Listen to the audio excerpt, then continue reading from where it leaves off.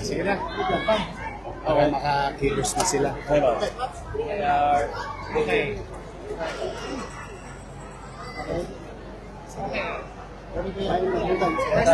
Mayor, kumusta po yung pag-iikot niyo dun sa Ground Zero today sa Machura?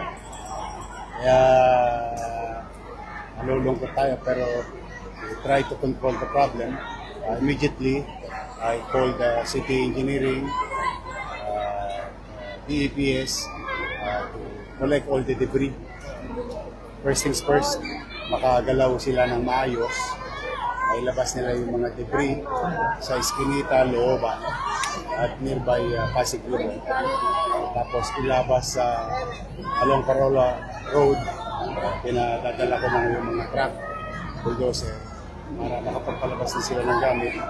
Simultaneously, nire-register rito na Manila Social Welfare, yung mga pamilya, and at the same time, in-house namin as many as we can in this building of ours na gamit for disaster like this.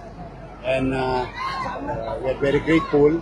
Mabilis ang responde ng DSWD naman from national government. So kagabi pa nagpapakain ng Manila Social Welfare, ng dinner, ng agahan. Ngayon, as you can see, tanghalian, non-stop. Tapos tomorrow, hopefully, through the Vice Mayor and members of the City Council, will come up with something. And by afternoon, makagawa kami ng dilensya, maibigay agad namin financial assistance sa bawat pamilya. Mabigat to kasi umigit kumulang 3,000 na to. Kasi mga nasa 2,500 na. Kanina, nung nagpunta ako roon, maraming hindi pa nakapagpalista sa family card. Dala nang inasikaso pa nila yung debris at yung pa bang gamit na pwede nilang magamit. But for the meantime, the numbers are huge.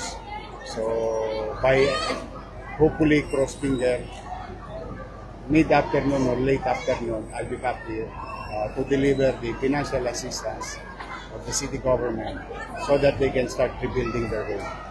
Mayor, this is from the city alone. Yes.